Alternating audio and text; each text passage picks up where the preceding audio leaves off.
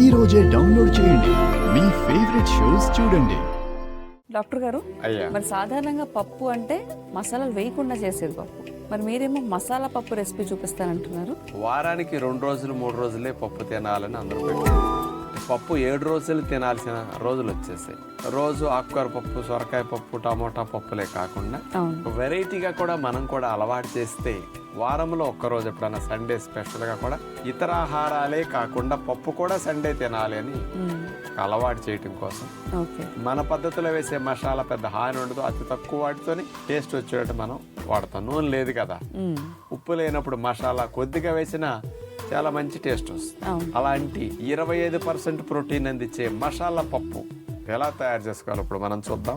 Veg masala పప్పు తయారు చేయడానికి కావలసిన పదార్థాలు: కందిపప్పు 1 కప్, పొట్టు తీయని పెసరపప్పు 1/2 కప్, టమోటా రసం 2 కప్స్, సొరకాయ ముక్కలు 1 కప్, బీరకాయ ముక్కలు 1 కప్, గుమ్మడికాయ ముక్కలు 1 కప్, వంకాయ ముక్కలు 1 కప్, కొబ్బరి తురుము 1/2 కప్, జీలకర్ర 1 టేబుల్ స్పూన్, మిరియాలు 1 table spoon, lemon juice 1 table spoon, ఆవాలు 1 టీ స్పూన్, ఎండుమిరపకాయలు 4, దాల్చిన చెక్క ముక్కలు 2, యాలుక్కాయలు 2, ఇంగువ పొడి కొద్దిగా, పసుపు కొద్దిగా, కరివేపాకు, కొత్తిమీర కొద్దిగా. ముందుగా పొయ్యి మీద ఒక నాన్ స్టిక్ పాత్ర పెట్టి పప్పుకి మసాలా దినుసులు వేసి ద్వారగా వేపించబోతున్నాం. తాలింపులో ఇందులో మిరియాలు, దాల్చిన చెక్క, యాలుక్కాయలు, జీలకర్ర, ఎండుమిరపకాయలు, వీటితో పాటు కరివేపాకు కూడా వేసేసి వీటన్నిటిని ద్వారగా వేడెక్కనివ్వాలి.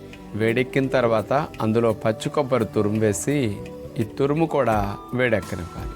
వాటిని పక్కనే ప్లేట్లో పోసి చల్లారనిస్తాం. ఇక పప్పు ఉడకటానికి ప్రెషర్ కుక్కర్ చిన్నది పెట్టుకున్నాం.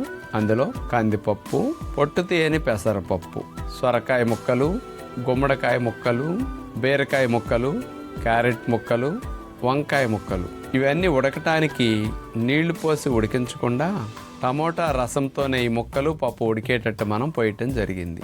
ఇక కొద్దిగా పసుపు వేసి ప్రెషర్ కుక్కర్ మూత పెట్టేసి 3 విజిల్స్ వచ్చే వరకు ఉడకనిస్తాం.